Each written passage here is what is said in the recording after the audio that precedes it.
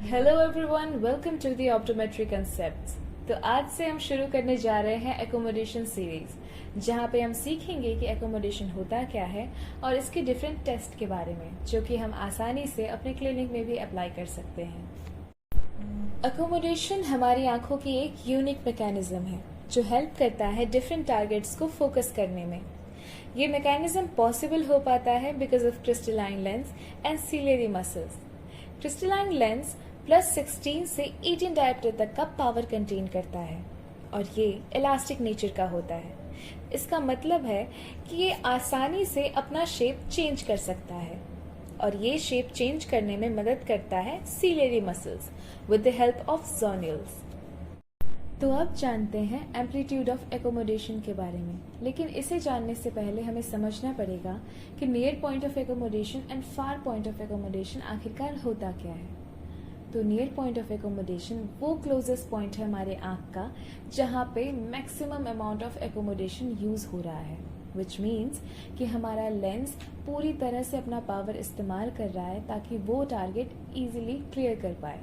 वहीं पे far point का मतलब होता है वो पॉइंट जहाँ पे हमारे आंख बहुत ही मिनिमल एकोमोडेशन यूज कर रहा है, विच मीन्स हमारा लेंस कंप्लीट रेस्ट में है फिर भी उस चीज को क्लियर देख पा रहा है। एम्पलीट्यूड ऑफ एकोमोडेशन का बेसिक मतलब होता है measurement of the closest point eight which I can focus. और जैसे जैसे एज बढ़ता है वैसे ही नियर पॉइंट हमारी आंखों से दूर भागने लगता है।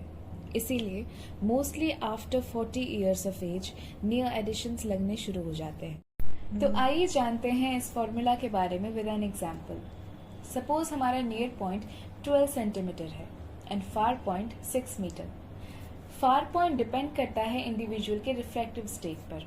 अगर पेशेंट इमेट्रोपिक है या नॉर्मल है तो उसका फार पॉइंट इन्फिनिटी होगा। वहीं पे अगर पेशेंट मायोपिक है तो far point in front of the eye होगा, और अगर हाइपरमेट्रोपिक है तो बियॉन्ड द रेटिना होगा। तो यहाँ पे पेशेंट इमेट्रोपिक है तो हमने 6 मीटर लिया है। तो सबसे पहले हमें इन दोनों वैल्यूज को डायोप्टर में कन्वर्ट करना पड़ेगा, जिसका फॉर्मूला है P is equal to 1/f, where P denotes power and f denotes focal length। 12 centimetre को डायोप्टर में कन्वर्ट करने के लिए इसे पहले मीटर में कन्वर्ट करना पड़ेगा।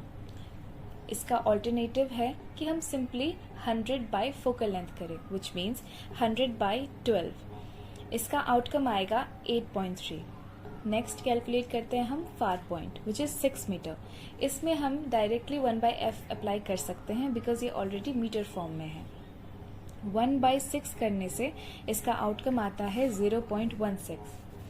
इन दोनों को कैलकुलेट करने पर हमारा फाइनल आउटकम आ रहा है 8.14 which is equivalent to +8 dioptre. तो इस तरह से हम एम्पलीट्यूड ऑफ एकोमोडेशन कैलकुलेट कर सकते हैं।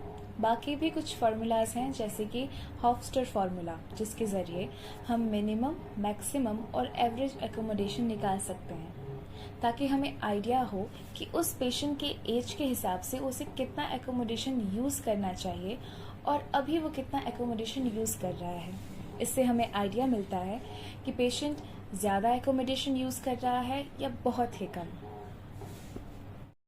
थैंक यू एवरीवन इस वीडियो के एंड तक बने रहने के लिए, and don't forget to leave your valuable comments down below. ऐसे ही इंटरेस्टिंग वीडियोस देखने के लिए स्टे ट्यून्ड विद अस।